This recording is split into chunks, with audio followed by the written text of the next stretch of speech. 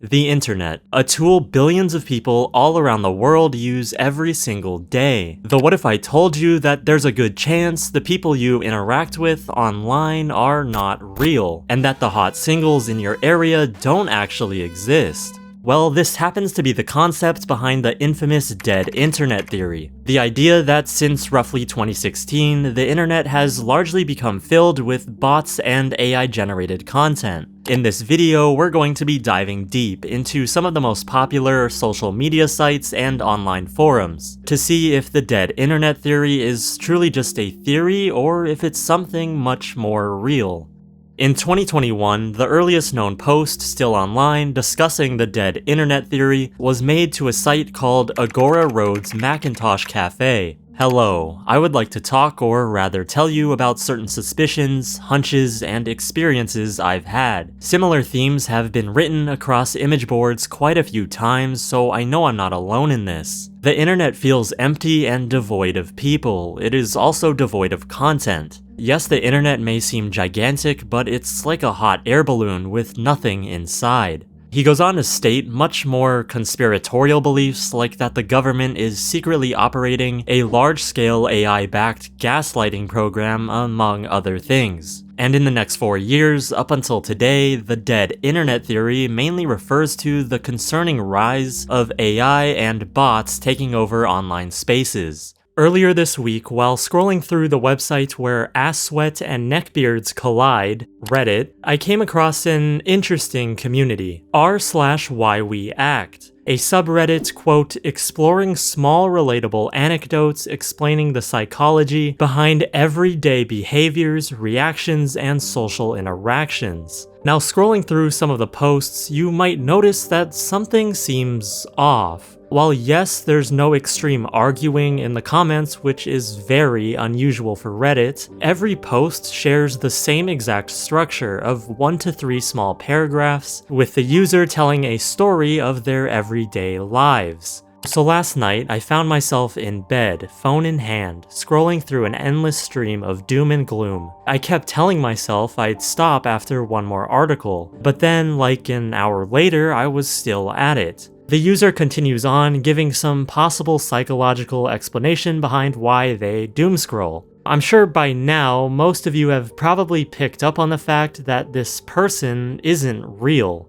And it's not just them, because every single post in this community is made entirely by bots. Well, almost every post. For the past 6 months, fake bot accounts have continued to pop up again and again, just to talk about human psychology in this community. And some unfortunate souls around the world have taken to this community with actual questions, only to be completely ignored. Almost as if the AI bots know who is real and who is like them, fake. It really seems like these bots are desperately trying to learn how to be more and more human, conversing with only each other while completely ignoring any real person posting. Now, this whole thing isn't unique to just r/whyweact. There are dozens of other communities on Reddit completely run by bots, with some like r/modernbedroom, Camera Central, and Need Product Help having clear and obvious bots as moderators. While it might be possible to easily identify a bot on Reddit, things get much more unsettling over on Facebook.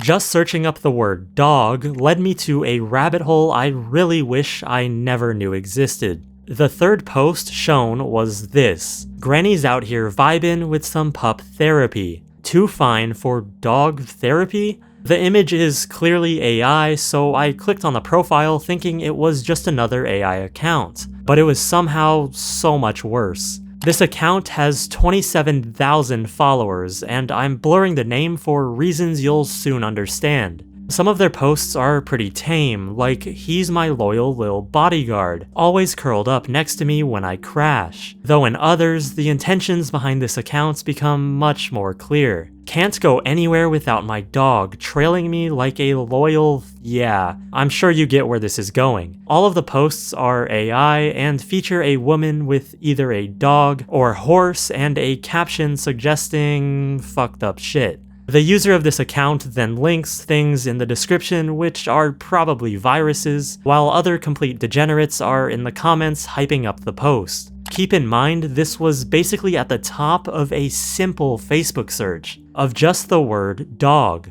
something I'm sure thousands if not millions of people look up every single day. The only question is this a real person or is this an extremely disturbing AI bot? Because when you consider that AI learns from all of us humans and how we interact online, this also probably includes the worst of the worst. Again, it's not clear if this is a bot, but would it be entirely out of the realm of possibility for us to start seeing AI that goes off the deep end? Now let's move on from this detour to online AI hell and back to creepy-ass bots. Over the span of the last couple years, Meta began heavily pushing AI bots and fake artificial profiles out onto Facebook, with one of the higher-ups in the company stating, "We expect these AIs to actually, over time, exist on our platforms kind of in the same way that accounts do. They'll have bios and profile pictures and be able to generate and share content powered by AI on the platform. That's where we see all of this going." Since this began, it's been widely reported that hundreds of thousands of fake AI-generated profiles have been created all across Facebook, and unsurprisingly, they began receiving loads of criticism, proving how out of touch they really are with what we actually want in a platform. Just why? Very dumb idea. I love the dead internet theory. I didn't think we'd be going down that path, but apparently social media companies are happy to do it almost automatically. As Instagram is also under Meta's grubby AI-generated pause, this led to it receiving the same treatment, having accounts that will surely go down in the history books. I'm talking about the great Hello Grandpa Brian, Izzy the Dreamer, and my personal favorite, Maurice. Though unfortunately, Maurice and the rest of Meta's official AIs were, as one article puts it, sent to hell where they belong. However, I'm fairly confident that Meta's AI-generated crusade is only just beginning, and this won't be the last we see of these fake official profiles.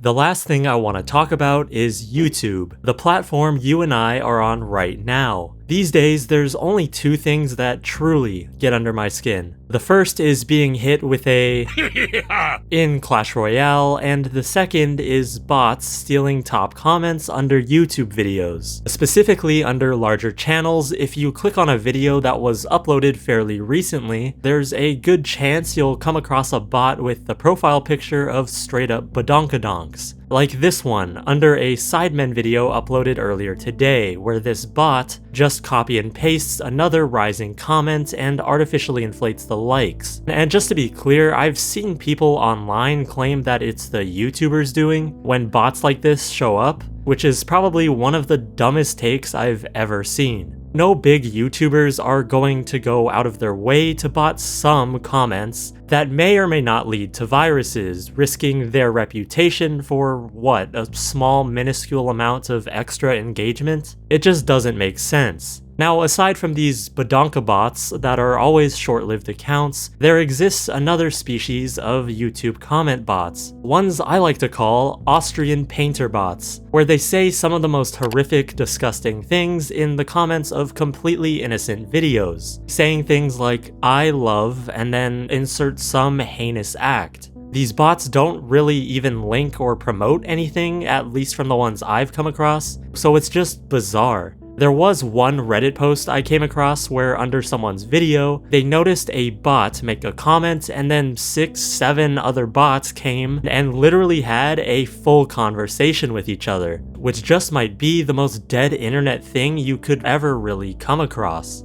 So is the dead internet a reality? Well, not yet. While yes, you could point to a variety of cases where AI is being pushed harder into online spaces, with things like ChatGPT, Sora AI, and the countless other AI tools becoming mainstream, the internet still mostly consists of human users. Shit. As the great Albert Einstein once said, we're cooked.